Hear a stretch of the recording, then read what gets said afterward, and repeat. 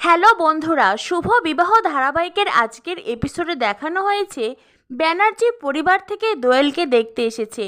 আর জেঠিমণি তো একের পর এক নিজের মেয়ের প্রশংসা করেই চলেছেন।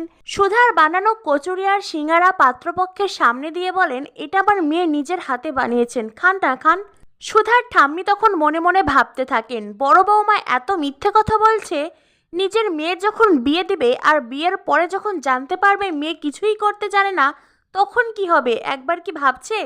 তখন উচিত শিক্ষা হবে বড় বৌমার। তখনই জেঠিমণি পাত্রপক্ষকে বলে, তাহলে এবার বিয়ের কথা পাকা হয়ে যাক। পাত্রপক্ষ রেগে মেগে উঠে দাঁড়ায়, বলে কোনো পাকা কথা হবে না।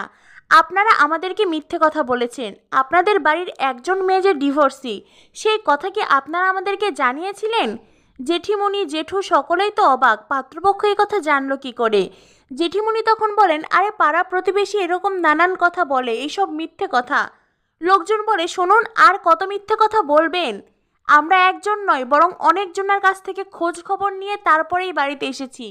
আমরা অপেক্ষা করছিলাম কখন আপনারা সত্যি কথাটা বলবেন, কিন্তু না, আপনারা তো বিষয়টাকে লুকিয়ে মেয়ের বিয়ে দিতে চাইছিলেন। ভেবেছিলাম মেয়ের বাবা পুরোহিত, তারা অন্তত সত্যি কথা বলবেন, তাদের ভেতরে অন্তত সততা থাকবে, কিন্তু না, এখন তো দেখছি আপনারা মিথ্যেবাদী।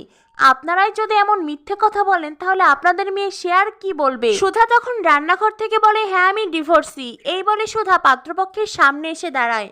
সুধা বলে, আমি ডিভোর্সি, সেইটা সম্পূর্ণ আমার দোষ, আমার ভুল, কিন্তু এর জন্য আমার বোনের তো কোনো দোষ নেই, কিংবা আমার পরিবারের কারো কোনো দোষ নয়। দোষ যদি থেকে থাকে সেইটা আমার। দয়া করে আপনারা এই বিয়েটা ভাঙবেন না। আমার বোন সত্যি ভীষণ ভালো একজন মেয়ে, আপনারা এই বিয়েতে রাজি হয়ে যান।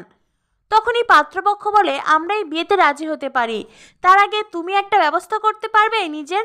সুধা বলে, মানে? পাত্রপক্ষ বলে, আপনার এই বড় মেয়ের বিয়ে দিন, আর তারপরেই আমরা এই সম্বন্ধ নিয়ে ভাববো। তখনই সেখানে আসে ঝিনুক। ঝিনুক এসে বলে, আপনারা তো এখনো সত্যের যুগে পড়ে আছেন মেসোমশাই। এমন সেকেলে পরিবারে আমরাও আমাদের মেয়েকে বিয়ে দেব না। তখন পাত্রপক্ষ বলেন, ভেবেছিলাম আপনাদের মিথ্যেটা ধরা পড়ার পরে অন্তত আপনাদের লজ্জা হবে, আপনারা আমাদের কাছে ক্ষমা চাইবেন, কিন্তু না, এখন তো দেখছি আপনারা আমাদেরকে অপমান করছেন। এইবার বুঝতে পারছি এই বাড়ির বড় মেয়ের সংসার কেন ভেঙেছে, কেন সে ডিভোর্সি হয়ে গেছে। আসলে আপনারা সবাই মিথ্যেবাদী। আপনাদের এই মেয়ে যতদিন এই বাড়িতে থাকবে আপনার কোনো মেয়ের বিয়ে হবে না, কথাটা মাথায় রাখবেন। তাই বলছি, যত দ্রুত সম্ভব এই মেয়েকে এই বাড়ি থেকে বিদায় করুন, আর তারপরে আমাদেরকে জানাবেন, আমরা এই বিয়ে নিয়ে ভাববো। এ বলে পাত্রপক্ষ ওখান থেকে চলে যায়। তখনই বাড়ির সামনে দেখা যায় কাতলা ও তার চেলা চামুণ্ডকে।